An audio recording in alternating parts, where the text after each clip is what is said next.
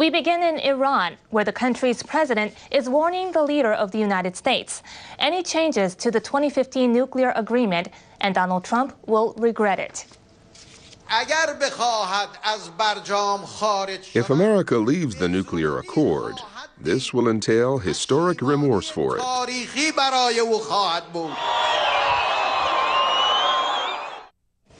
Hassan Rouhani did not provide any specifics of what that could entail.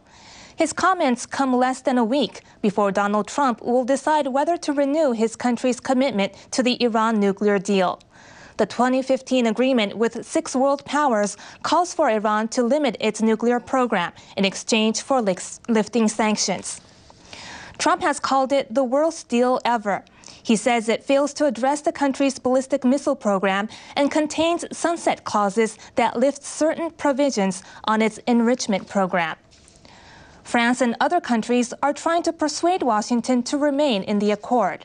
The British Foreign Secretary will discuss the issue with White House officials during a 2-day visit to the U.S.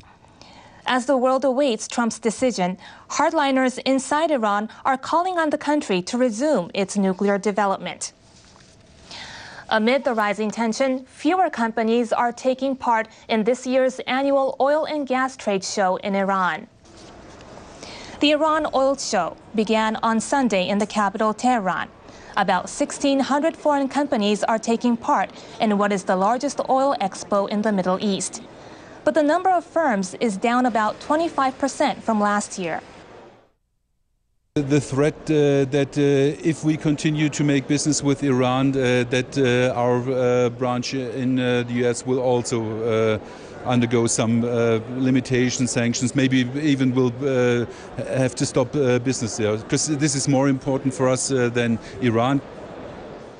European and Japanese companies are watching to see whether the Trump administration will scrap the 2015 nuclear accord.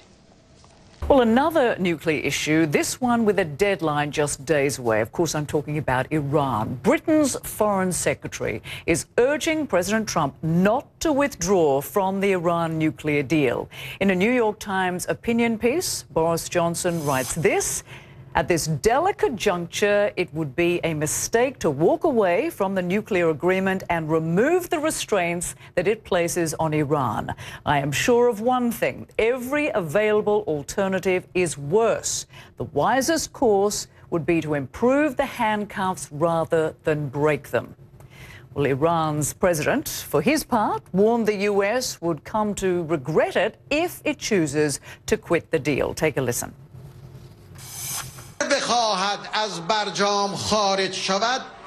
If America leaves the nuclear accord, it will soon see that this will entail historic remorse.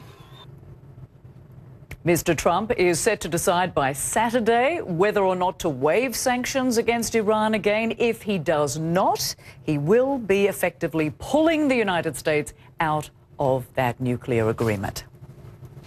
So here's a recap of what's in that deal. The US, Iran, China, Russia, France, Britain and the European Union signed on to the 2015 agreement. Iran is required to reduce centrifuges, cut its nuclear weapon and weapons-grade uranium stockpiles, and allow inspections. Now, in exchange, the US and UN waived sanctions, and Tehran had $100 billion of its frozen funds returned.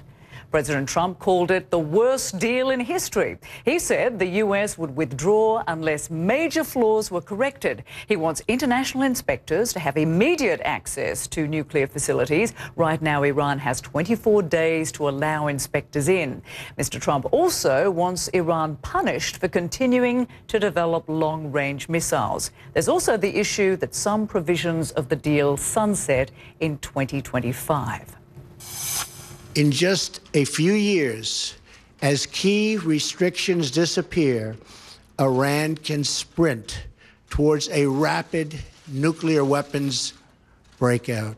We got weak inspections in exchange for no more than a purely short-term and temporary delay in Iran's path to nuclear weapons.